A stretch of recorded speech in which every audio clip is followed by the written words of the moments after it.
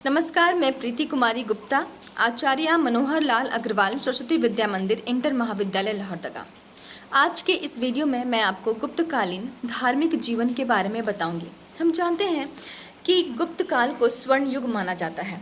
गुप्तकालीन शासक का राजधर्म वैष्णव धर्म था। इसके बावजूद उन्होंने कई धर्मों को प्रश्रय दिया।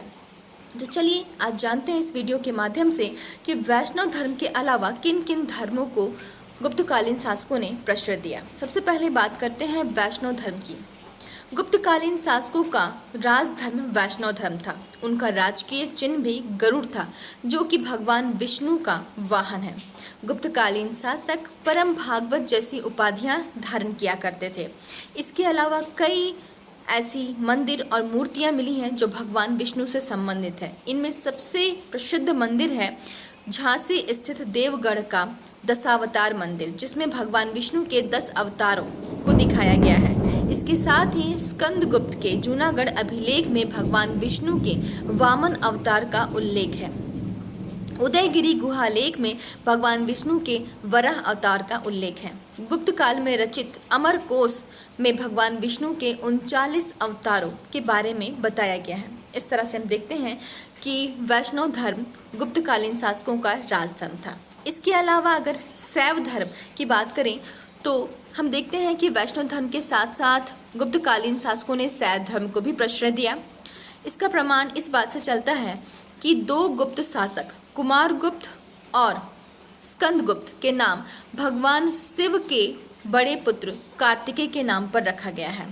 कुमारगुप्त ने अपने शासनकाल के दौरान मयूर आकृति के सिक्के चलाए और स्कंदगुप्त के द्वारा बैल आकृति के सिक्के चलाए।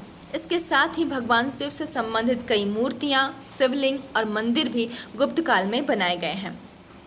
भगवान शिव की चतुर्मुखी शिवलिंग, एक मुखी शिवलिंग, अर्धनारीश्वर की मूर्ति जिसमें भगवान शिव और भगवान पार्वती को साथ में बनाया गया है।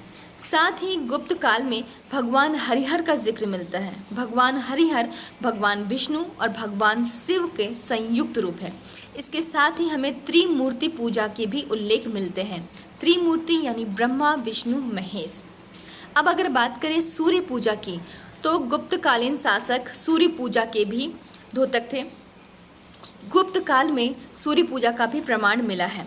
गुप्त काल में बुलंदशहर के बाहर सूर्य मंदिर बनाए जाने का उल्लेख है, जिसमें ये बताया गया है कि 2 क्षत्रियों के द्वारा सूर्य मंदिर का निर्माण किया गया था, जिसमें एक ब्राह्मण प्रतिदिन उसमें दीपक जलाया करता था। बौद्ध धर्म। गुप्त काल में भारत आया चीनी यात्री फाहियान ने अपनी पुस्तक फो क्यो की में आंखों देखा हाल उसमें बताया है। गुप्तकालीन शासकों के द्वारा बौद्ध धर्म को भी प्रश्रय प्राप्त था। कुमारगुप्त के द्वारा प्रसिद्ध बौद्ध विहार मंदिर जो नालंदा में स्थित है उसका निर्माण किया गया। साथ ही गुप्त शासकों के द्वारा उस बौद्ध विहार को कई दान भी दिए गए। जैन धर्म की बात करें तो गुप्त काल में जैन धर्म को भी प्रश्रय प्राप्त था। जैन धर्म से संबंधित कई मूर्तियां और मंदिरों का भी निर्माण किया गया है। भगवान पार्श्वनाथ की मूर्ति शंकर नामक व्यक्ति के द्वारा बनाए जाने का प्रमाण मिला है।